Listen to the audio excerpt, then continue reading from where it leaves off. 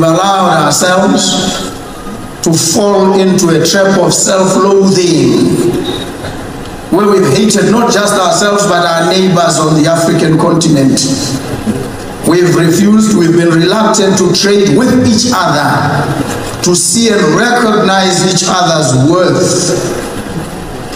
We've come to that point, that inflection point in our history, when we must recognize that we need each other.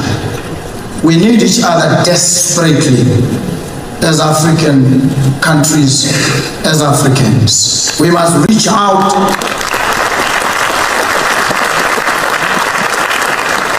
We must reach out across barriers, across boundaries, across barricades, and find each other, and lean on each other, and hold each other by the hand as we strengthen, deepen intra-Africa trade. That's our only means of survival. We've spoken on this. There's been a lot of political rhetoric around these issues. We are at that point where words must now translate into tangible deliverables. That Africa needs to re-engage among itself and decided on the best way we can serve the people of our continent. This rallies us to accelerate our efforts towards an industrialized, resilient region where citizens have food and nutrition security, as well as energy self-sufficiency. I am encouraged by the progress we have made in the stewardship of our shared natural resources. The SADC Trans-Frontier Conservation Area International Conference and Summit, which was held in Harare this May. The gathering provided us with an opportunity to reaffirm our combined commitment to the sustainable utilization of our God-given resources for the benefit of our local communities. Excellencies, ladies and gentlemen, the integration we envisage heavily depends on our ability to develop infrastructure which facilitates the free movement of our people, capital, goods and services across our borders. Major milestones have been recorded in implementing high-impact regional infrastructure projects. However, the development of strategic corridors, one-stop border posts, and digital infrastructure must remain top priority in our region. The full potential of our regional bloc has regrettably been largely inhibited by budgetary constraints. It is important and imperative that our SADC region urgently comes up with its inventive and sustainable sources of funding. In this regard, let us not shy away from tapping into partnerships with the private sector, our diaspora, and other non-traditional sources.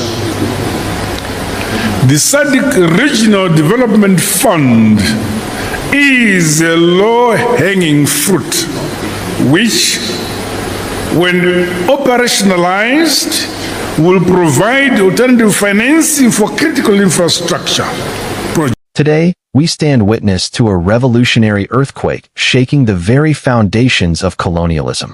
Namibia, Zambia, and Botswana, three proud African nations, have made a move so bold, so powerful, that it has left Washington, Brussels, Paris, and London trembling with fear.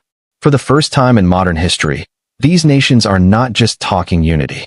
They are tearing down colonial borders, the same fake borders carved by Europeans in the Berlin Conference of 1884, when Africa was cut up like a cake on the table of greedy imperialists. Today, Africa is reclaiming what was stolen: its unity, its dignity, its power. Let us go back to the origin of this betrayal. When Europe decided to colonize Africa, they did not ask Africans where our nations began or ended. They did not respect our kingdoms, our tribes, our trade routes, or our cultures. Instead, a group of white men in Berlin, men who had never set foot on the dusty soil of Africa, took pens and rulers and drew lines on maps. Those lines became borders, and those borders became prisons. They divided families. They cut tribes into pieces. They separated languages. They destroyed ancient trade routes. They ensured that Africans would always fight among themselves, while Europe plundered our diamonds, our gold, our oil, our land, and our very labor. Even after so-called independence, these fake borders remained. They became tools of neo-colonialism, designed to keep Africa weak, divided, and dependent on the West. But today, Namibia, Zambia, and Botswana are tearing those fake borders down. This is more than a political agreement. It is a spiritual rebirth. It is a Pan-African awakening. And make no mistake, the United States is panicking. Because when Africa unites, the West loses its power. Why these three countries? Why now? Namibia, land of the brave, rich in diamonds, uranium, and rare earths. A nation that knows the cost of German colonial genocide, where the Herero and Nama peoples were slaughtered in one of the first genocides of the 20th century. Namibia remembers. Zambia, the beating heart of copper. A nation that has resisted Western exploitation, standing proudly as a leader in Southern Africa, and now refusing to bow to IMF chains.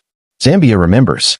Botswana, land of diamonds, land of resistance, and now under President Duma Boko, standing up boldly to the lies of the West, declaring that Africa's wealth will no longer be stolen by outsiders.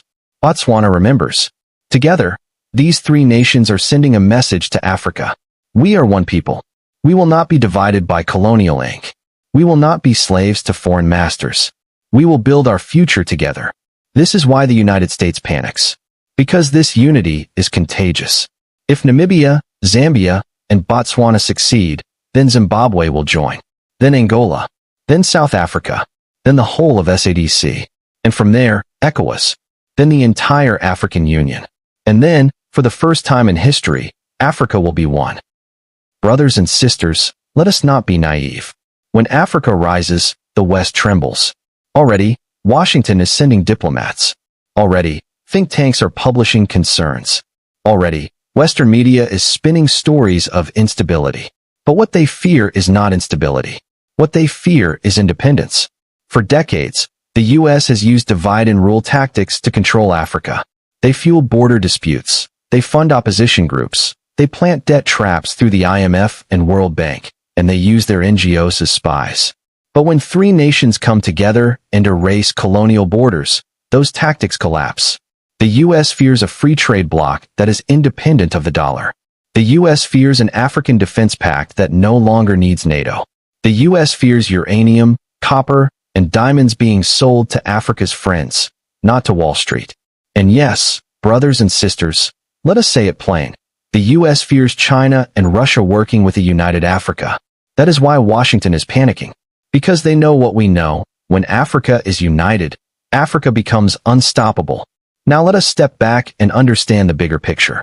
What Namibia, Zambia, and Botswana have done is not small. It is the beginning of the final battle to restore Africa's dignity. But today, it is no longer just talk. It is action.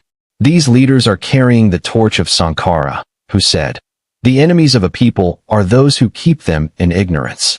They are fulfilling the dreams of Lumumba, who said, "Africa will write its own history, and it will be a history of glory."